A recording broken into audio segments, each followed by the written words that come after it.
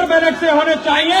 ये फैसला जनता की अदालत ने तय किया। यही फैसला सुप्रीम कोर्ट को भी जल्दी से जल्दी करना चाहिए। पर आज ही ताला लगा दिया जाएगा अगर वो पेपर बैलेट से चुनाव कराने के लिए तैयार नहीं होता। कि आपकी ढाल बनके देश के मालिकों, देश की जनता के सामने खड़े रहेंगे। किसकी मजाल है जो देश की जनता को उंगली लगा ले।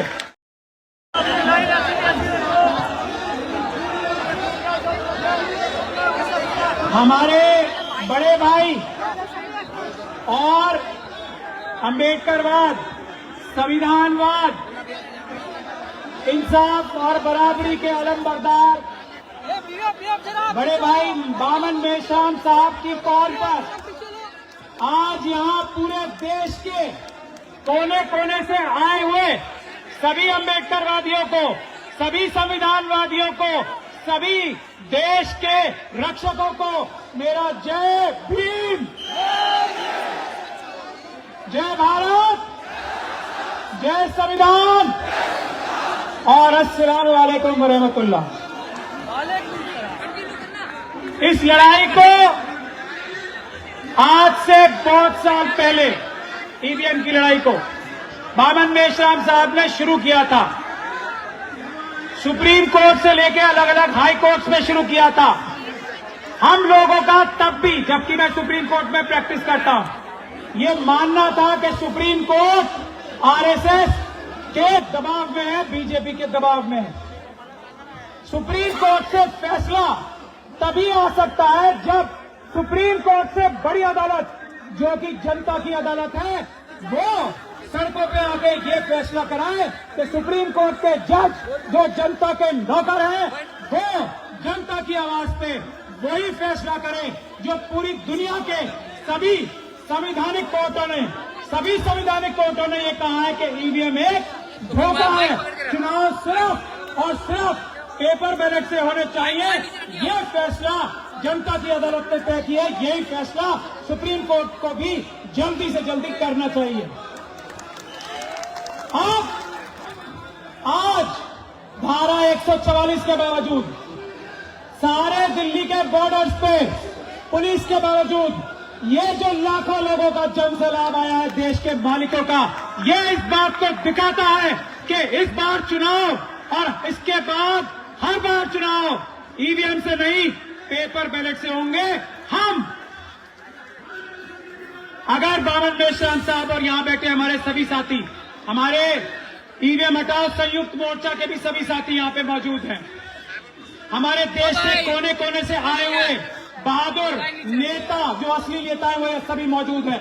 अगर वो आप आज ऐलान करते हो तो चुनाव आयोग के ऊपर आज ही ताला लगा दिया जाएगा अगर वो पेपर बैलेट से चुनाव कराने के लिए तैयार नहीं होता। देश के हर एक चुनाव आयोग के ऑफिस के बाहर ताला लगा दिया जाएगा, हर एक गोदाम के बाद ताला लगा दिया जाएगा। ये संवैधानिक काम होगा, ये गैर संवैधानिक नहीं। मैं एक बात ये कहना चाहता हूं कि ये पुलिस जो आप लोगों को रोक रही है, ये गैर कानूनी काम कर रही है। मैंने पहले बोलने की निवेदन भी इसलिए की थी कि आज इस तरह के प्रोग्राम्स को रोकने की पुलिस के पास कोई कानूनी ताकत नहीं है। आज वही केस एक हाईकोर्ट में लगा हुआ है, मुझे यहां से वहीं जाना है। पुलिस ये अपराध करती है अगर आप लोगों को यह रोकती है, ये मैं बताना चाहता हूं। और वकीलों की जिम्मेदारी है ये कि वो ढाल बन के आप लोगों के आगे खड़े हो। अगर पुलिस कोई गैर कानूनी काम आपके साथ करती है, हम वकील ये वादा करते हैं कि आपकी ढाल बनके देश के मालिकों, देश की जनता के सामने खड़े रहेंगे। किसकी मजाल है जो देश की जनता को उंगली लगा ले।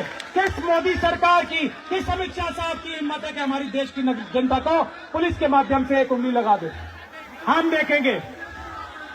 ये बात आप समझ लीजिए अच्छी से, कानून में कोई प्रावधान ऐसा नहीं है जिससे ये कहा जा सके। मैं सभी लोगों से गुजारिश करता हूं, रिप्रेजेंटेशन ऑफ पीपल्स एक्ट का धारा 61A ध्यान से पढ़ लें। उसमें यह साफ लिखा हुआ है कि मतदान पेपर बैलेट से होंगे। हाँ, ईवीएम से भी चुनाव हो सकते हैं, ऐसा कहीं नहीं है कि ईवीएम से ही चुनाव हो सकते हैं। तो यह बहुत बड़ा झूठ आप सब लोगों के सामने लाया जा रहा है। कि कानून में परिवर्तन करना पड़ेगा। किसी कानून में कोई परिवर्तन नहीं करना पड़ेगा।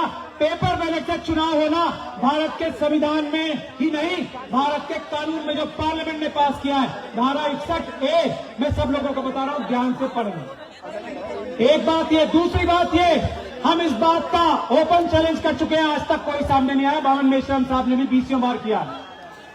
चुनाव पेपर बैलेट से जल्दी होता है। इस चैलेंज के सामने आज तक मोदी सरकार का कोई नहीं आया हमारे सामने। चुनाव सस्ता पेपर बैलेट से होता है, चुनाव सुरक्षित पेपर बैलेट से होता है। इसका कोई जवाब किसी के पास नहीं है। ईवीएम धोखा ही धोखा है। ईवीएम से चुनाव महंगा होता है, ईवीएम से चुनाव देर से होता है, और ईवीएम से सारे बैलेट पेपर, सारे बूथ एक साथ लूटे जा सकते हैं। ऐसा ईवीएम का धंधा है, गोरख धंधा है। तो हम यही कहना चाहते हैं। हमारी एक छोटी बहन डॉक्टर ऋतु भी एक लड़ाई लड़ रही है यूनिवर्सिटीज में। मैं ये चाहता हूं बावन मेश्राम साहब से भी और आप सबसे भी, यूनिवर्सिटीज में भी ये ईवीएम की लड़ाई बुलंद होनी चाहिए। और उसके लिए हम लोग सब हमारे डॉक्टर ऋतु जैसे बहनों से और स्टूडेंट से कहें कि स्टूडेंट यूनिवर्सिटीज में ताले लगा दे, क्योंकि अगर ईवीएम से चुनाव होगा तो यूनिवर्सिटियां वैसे ही बंद कर दी जाएंगी। हम स्टूडेंट से देश के आह्वान करते हैं, वो करें। और मैं आखिरी 2 बातें कहकर अपनी बात खत्म करना चाहता हूं। पहली, ये हम लोगों की लड़ाई नहीं है, ये देश की जनता ने अपने ईमानदार नौकरों को, हम सबको ये आदेश दिया है कि उठो और ईवीएम को खत्म कर दो, पेपर बैलेट से चुनाव कराओ। ये देश की जनता का आह्वान है, देश की जनता का आदेश है। किसी नौकर की, किसी बेईमान नौकर की, किसी प्रधानमंत्री जो बेईमान नौकर हो चुके हैं, किसी होम मिनिस्टर की जो बेईमान नौकर हो चुके हैं, किसी सुप्रीम कोर्ट के जज की अगर वो ईमानदारी से फैसला नहीं करते, किसी चुनाव आयोग की जो बेईमान नौकर हो चुके हैं, उनकी ताकत, औकात और हिम्मत नहीं है कि पेपर बैलेट से चुनाव न करने दे, ईवीएम से चुनाव कराने की जरूरत करे। ये ऐलान करते हैं हम देश की जनता की तरफ से। दूसरी और आखिरी बात, ईवीएम के खिलाफ हम भारत के संविधान और कानून के माध्यम से, हम अपने खून से आसमान पर ईवीएम से आजादी लिख देंगे, क्रांति लिख देंगे। चुनाव सिर्फ पेपर बैलेट से होंगे और अपने खून से आसमान पर पेपर बैलेट लिख देंगे। जय भीम, जय संविधान, जय भारत। आखिर बात, ईवीएम के खिलाफ हम भारत के संविधान और कानून के माध्यम से, हम अपने खून से आसमान पर ईवीएम से आजादी लिख देंगे, क्रांति लिख देंगे। चुनाव सिर्फ पेपर बैलेट से होंगे और अपने खून से आसमान पर पेपर बैलेट लिख देंगे। जय भीम, जय संविधान, जय भारत।